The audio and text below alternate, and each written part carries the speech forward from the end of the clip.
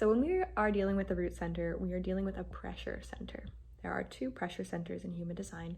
The root center is one of them, meaning that inherently this center exerts a certain tension. There's a tension of this center, and the tension is not without good reason. However, you will experience this tension differently depending on the definition of the center. So let's say you have an undefined root. You are here to not get caught up in the pressure of the root center. We'll talk more about that. If you have a defined root, you are actually here to respond or to be invited or to initiate, whatever your type is, from the pressure of your root center. It can deeply serve you. If you have this center undefined, you may find that you can get really run down and really burnt out when you are trying to push and when you're giving into pressure from others, or you are taking on more than you can truthfully handle or more than you truthfully want to do. Whereas if you have a root center defined, you have a capacity, when it's a correct response, right? Strategy and authority above all, you have the capacity to work with pressure from your root, to work with it and to actually kind of metabolize it as fuel. Pressure can be fuel for the defined person. Pressure is incredibly depleting for the undefined person. I find this is I keep saying find. I think this is incredibly helpful in relationship dynamics, and it's supported me to navigate business collaborations, relationship collaborations, or relationships in general, friendships, when I can understand the interplay of root centers going on in a couple, in a group of people. And sometimes that was in hindsight. I was in a relationship at one point where the person had a defined root center, and I had an undefined root center, and without knowing it at the time, it was a source of a lot of conflict and challenge, because the other person was thriving off of a certain pressure. And when they put pressure on me, I had a very negative response. My whole body would shut down. I would feel totally dispassionate. It was just so hard for me to respond to that pressure. I had to wait and listen and operate as more of an open center being to the pressure that was correct for me. But I could feel so intensely when a certain pressure was not correct for me. Because when you have an open center, you are absorbing and amplifying what's going on around you. If you have a defined center, you are conditioning what's going on outside of you, which can be a beautiful thing, right? If you have someone who has, let's say you have a defined root center, you are someone who can thrive off of the right kind of pressure. You might do better at hitting a goal, or hitting a certain financial milestone, or getting into exercise when you have solid routines, when you have accountability, when you have a membership you're signed up for, or you have a group of people who are waiting for you to go, or a friend that you work out with who is expecting you to be there. That can really work well for you, and you can maximize on that accountability, on that pressure, on that expectation. And you doing that in and of your own accord might naturally have a conditioning influence on people around you. You might inspire people, right? Not that it's about that, but you might end up doing that. Someone might be like, oh, that person, I just love their commitment and devotion to this, or to their business, or to their lifestyle, or to how they prioritize being a father in the world, or whatever it is. You can have a conditioning influence just by doing what's right for you. Now, if you have that center open, you are here to be very aware of what you're absorbing and amplifying, and checking in with yourself. Why am I doing this? That's a question I had to ask myself a lot as someone who has an open root. I'd have to check in, especially if I noticed I was getting really run down, or really upset by a certain activity, or low energy from certain activities, or feeling like I really had to force myself. I would stop and ask myself, who are you doing this for, Kelly? Are you really doing this for yourself? Is this truthfully a sacred response? Is this Kelly's way of doing this? Or are you doing this as a response to that person, or to your partner, or what the group is doing, or what your friend is doing? Whose pressure to act, root center, are you absorbing and amplifying? And now I can really feel the difference when I'm operating from a true desire, when I'm operating from a true response versus something I'm absorbing and amplifying from my environment. So this is just kind of going into the analysis of the root center. I'm going to give now a few tips for working with your defined or undefined root center.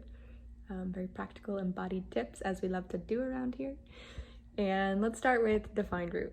So if you have a defined root center, great thing to do on the daily is give yourself something that you can be accountable for. Whether this is your fitness, whether this is your money, your business, what is one thing every day that you can hold yourself accountable for on a physical level, right? Not just like a mental or emotional thing, but something you're physically doing as part of your routine. That's good for your body. That's good for your sense of security and grounding. That's good for your root chakra needs, right? A second thing that's good for root chakra energy, are you moving your body in some form of dynamic way every day? I do feel that the root chakra is very primal in its essence. It's even a little bit more primal than the sacral. It's very much connected to our physical embodiment on the earth, So that could even look like getting your feet out on the grass to start your day. Somehow connecting to your very earthly, grounded body. This could be eating with your hands. This could be anything that gets you more in touch with like your root chakra, your inner animal. Some would argue that's more like the spleen center. I still think it's root center. So second tip for defined root people. And then third is try to focus your energy on your own tasks. And I don't mean this to throw any shade, but sometimes I think when people have a defined root center, they can want the environment to like do the same thing. And all you need to do is just stay in your lane. If other people are not responding or showing up in the same way as you, that's fine, but don't take on more than you need to. And don't expect them to match your level of like physical pressure. So being aware of the physical pressure you're bringing to an environment, staying in your own lane, and not taking on more than you need to. I think that's a big one. Open root people, what are some tips?